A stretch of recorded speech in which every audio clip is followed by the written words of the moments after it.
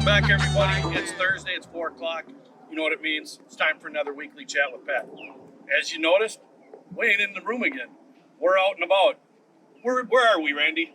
Well, today we're out at White Bear Lake High School. We're out at the South Campus. We're going to be meeting with some students here that are here they're in a developmental camp for technology. So those kids are going to come out and take a look at the technology on our trucks. We're going to show them what the trucks have available today. Yeah, and so speaking of technology, we have one of our new 22 Pete's out here. I got to drive it for the first time today.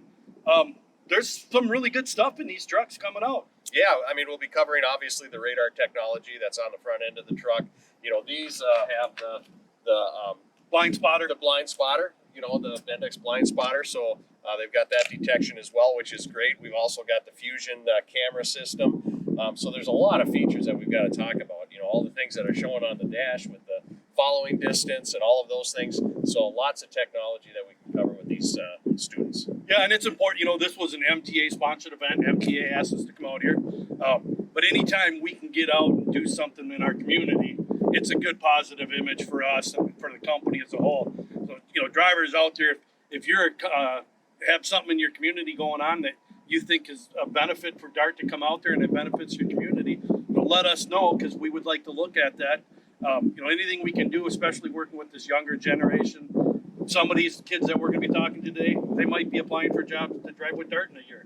Yeah, and some that aren't going to be drivers could still end up in the transportation industry. I mean, this generation of people is our next generation of developers. They're the ones who are going to be developing the next technology. Exactly. So, I mean, one of them could be a computer programmer that's going to help, fine tune some of the equipment that we do have. So, right. So there's lots of different opportunities. Yep.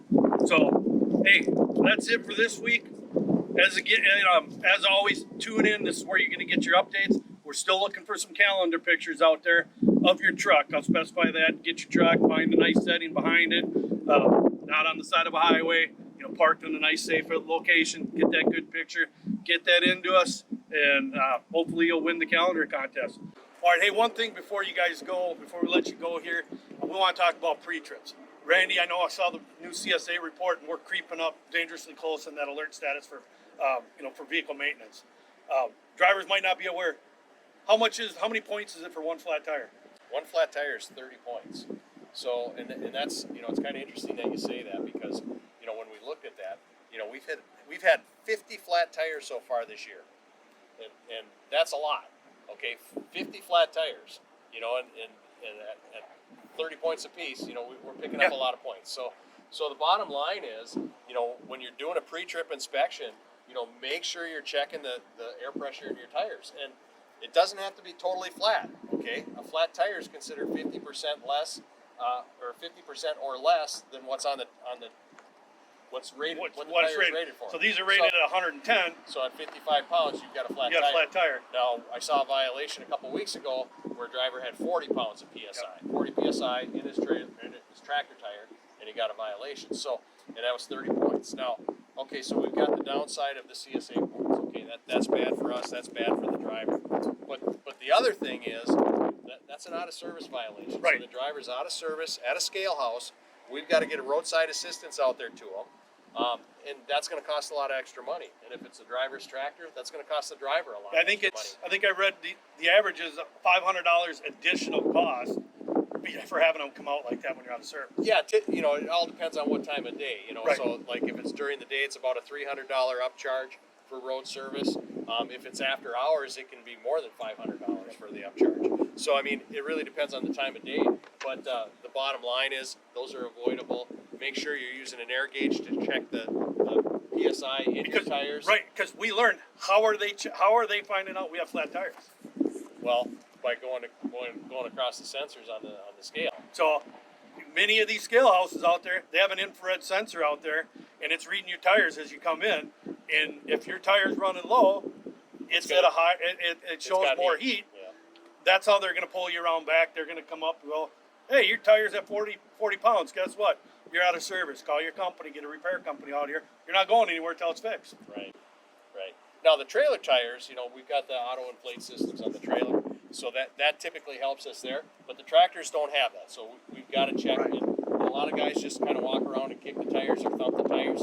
You really can't tell. I mean, can you tell if it's 60 psi or 80 psi? Right. It's kind of hard to tell. So Or, the best or way is it 80 psi and you have a slow leak? If you kick it and go, that's good. Well, no. Check it. If it's 80, bring it back up to 110 if that's what it is. 2 days later, if it's down to 80 again, you got a leak. Right. And let's get those repaired. But again, start with a good pre-trip inspection. And I know the violations that irritate me the most are the simple ones. A missing mud flap, a clearance light out. Those are gimmies. I mean, that's all that DOT officer needs to pull you around back, give you a full-on inspection. I mean, there's no reason for that. Do your pre-trips, you're going to catch that stuff. Right. It's one thing if you catch it and there's a truck stop 5 miles away and Road Ready says, hey, bring it up into the TA and get it fixed, okay? But roll across the scale house with it and get put out of service for it, a whole nother story. Yeah. So remember, drivers, do them pre-trips. We can't afford any more CSA points. Neither can you. Not only the points, it's that downtime. And if you're a contractor, that downtime it's going to cost you a lot more money than anybody else. Not only that, if you're placed out of service, you're looking at a lot of additional money on top of that initial repair. Right. We'll catch you next week, everybody.